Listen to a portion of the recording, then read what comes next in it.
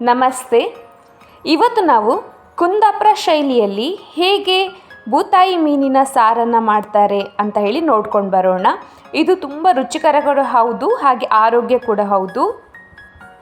ಈ ಮೀನನ್ನು ಯಾರು ಬೇಕಾದರೂ ತಿನ್ನಬಹುದು. ಅಂದರೆ ಈಗ ಗ್ಯಾಸ್ಟ್ರಿಕ್ ಸಮಸ್ಯೆ ಇರೋರು, ಅಥವಾ ಪಿತ್ತ ಸಮಸ್ಯೆ ಇರ್ಬೋದು, ಅಥವಾ ನಂಜಿನ ಸಮಸ್ಯೆ ಇರ್ಬೋದು, ಎಂಥ ಸಮಸ್ಯೆ ಇರೋರು ಬೇಕಾದರೂ ಈ ಮೀನನ್ನು ಕಣ್ಣು ಮುಚ್ಚಿ ತಿನ್ಬೋದು. ಯಾಕಂದರೆ ಇದು ಯಾವುದೇ ರೀತಿಯ ಸೈಡ್ ಎಫೆಕ್ಟನ್ನು ಕೊಡೋದಿಲ್ಲ.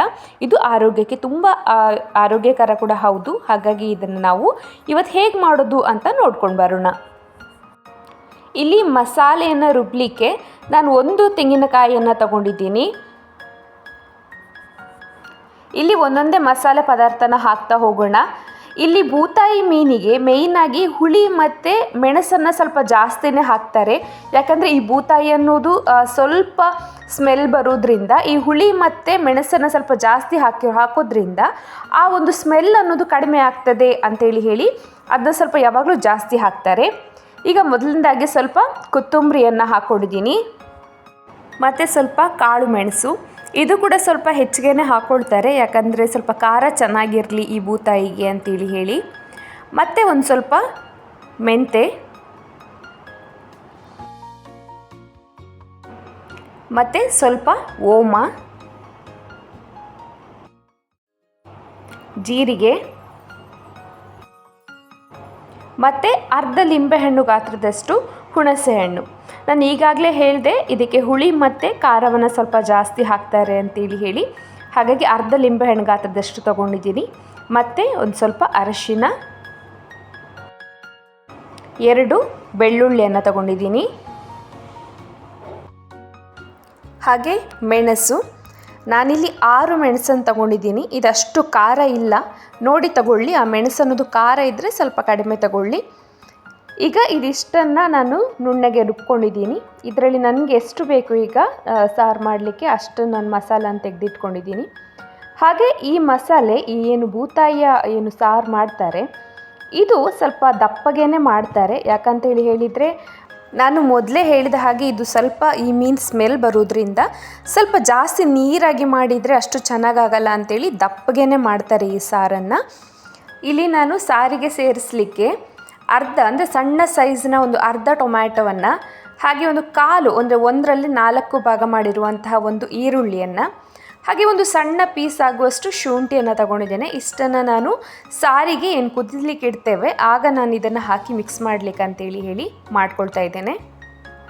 ಒಂದು ಕಡೆಯಲ್ಲಿ ಈಗ ನಾನು ಸಾರನ್ನು ಕುದಿಲಿಕ್ಕೆ ಇಟ್ಟಿದ್ದೀನಿ.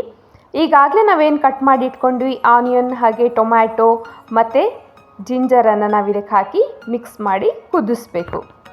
ಈ ಮೀನನ್ನು ಹಾಕೋ ಮೊದಲು ನಾವು ಒಂದು ಸ್ವಲ್ಪ ಈ ಸಾರನ್ನು ಕುದಿಸಿ ಆಮೇಲೆ ನಾವು ಮೀನು ಹಾಕೋದ್ರಿಂದ ಮೀನು ಅನ್ನೋದು ಬೇಗ ಅದೇನು ಮುಳ್ಳು ಬಿಡ್ತದೆ ಅಂತೇಳಿ ಹೇಳ್ತಾರಲ್ಲ ಅದು ಬಿಡಲ್ಲ. ಅದಕ್ಕೆ ನಾವು ಫಸ್ಟಿಗೆ ಒಂದು ಸಾಂಬಾರನ್ನು 1 ಕುದಿ ಬರೆಸಿ ನಂತರ ನಾವು ಅದಕ್ಕೆ ಮೀನನ್ನು ಹಾಕಬೇಕು.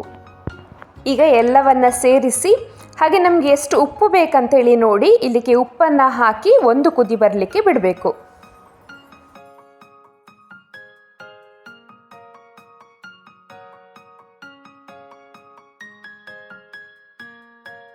ಇಲ್ಲಿ ನಾನು ಈಗಾಗಲೇ ಬೂತಾಯಿ ಮೀನನ್ನು ಕತ್ತರಿಸಿ ಅದಕ್ಕೆ ಸ್ವಲ್ಪ ಉಪ್ಪು ಮತ್ತು ಅರಿಶಿಣವನ್ನು ಸೇರಿ ಇಟ್ಟಿದ್ದೀನಿ. ಇದನ್ನು ನೀವು ಹೀಗೆ ಮಾಡಿ ಇಡಬೇಕು ಅಂತೇನೂ ಇಲ್ಲ, ನೀವು ಕತ್ತರಿಸಿ ಅದಾದ ಕೂಡಲೇ ಹಾಕ್ಬೋದು ಸಾರನ್ನು ಕುದಿಸಿ. ಇಲ್ಲಿ ನಾನೊಂದು ಸ್ವಲ್ಪ ಮುಂಚೆನೇ ಅದನ್ನು ಕಟ್ ಮಾಡಿ ಇರೋದ್ರಿಂದ ಅದಕ್ಕೆ ಅರಿಶಿಣ ಮತ್ತು ಉಪ್ಪನ್ನು ಹಾಕಿ ಮ್ಯಾಗ್ನೇಟ್ ಮಾಡಿ ಇಟ್ಟಿದ್ದೀನಿ. ಅದನ್ನು ಈಗ ನಾನು ಒಂದೊಂದಾಗಿ ಸಾರಿಗೆ ಸೇರಿಸಬೇಕು. ಈ ಸಾರು ಕುದ್ದಿದೆ ಅಂಥೇಳಿ ನೋಡಿಕೊಂಡು ಒಂದೊಂದಾಗಿ ಸೇರಿಸೋಣ. ಸಾರು ಕುದೀತಾ ಇದೆ. ಈಗ ನಾನು ಇದಕ್ಕೆ ಮೀನನ್ನು ಸೇರಿಸ್ತೀನಿ.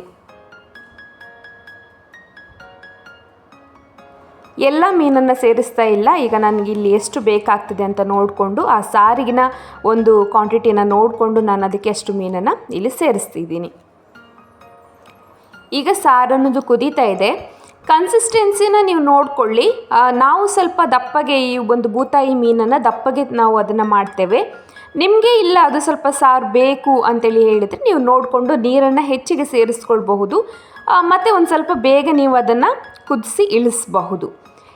ಇದರ ಜೊತೆ ಬೆಸ್ಟ್ ಕಾಂಬಿನೇಷನ್ ಅಂತ ಹೇಳಿದರೆ ಬಾಯ್ಲ್ಡ್ ರೈಸ್. ಇದರ ಜೊತೆಯಲ್ಲಿ ನಾವು ಈ ಮೀನು ಸಾರನ್ನು ಹಾಕ್ಕೊಂಡು ತಿಂತಾ ಇದ್ದರೆ ತುಂಬ ಚೆನ್ನಾಗಿರುತ್ತೆ. ವೈಟ್ ರೈಸ್ಗೂ ಕೂಡ ಮ್ಯಾಚ್ ಆಗುತ್ತೆ, ಬಟ್ ಇದು ಒಂದು ಬಾಯ್ಲ್ಡ್ ರೈಸಿಗೆ ತುಂಬ ಚೆನ್ನಾಗಿ ಮ್ಯಾಚ್ ಆಗುತ್ತೆ. ಒಂದು ಸಲ ಇದನ್ನ ಟ್ರೈ ಮಾಡಿ, ಖಂಡಿತವಾಗ್ಲೂ ಎಲ್ಲರೂ ಕೂಡ ತುಂಬ ಇಷ್ಟಪಡ್ತಾರೆ. ಈ ವಿಡಿಯೋ ಇಷ್ಟ ಆಗಿದ್ದರೆ ನೀವು ಲೈಕ್ ಮಾಡಿ, ಶೇರ್ ಮಾಡಿ, ಹಾಗೆ ಕಮೆಂಟ್ ಮಾಡಿ. ಫಸ್ಟ್ ಟೈಮ್ ನೀವು ನೋಡ್ತಾ ಇದ್ದರೆ ಸಬ್ಸ್ಕ್ರೈಬ್ ಮಾಡಿ.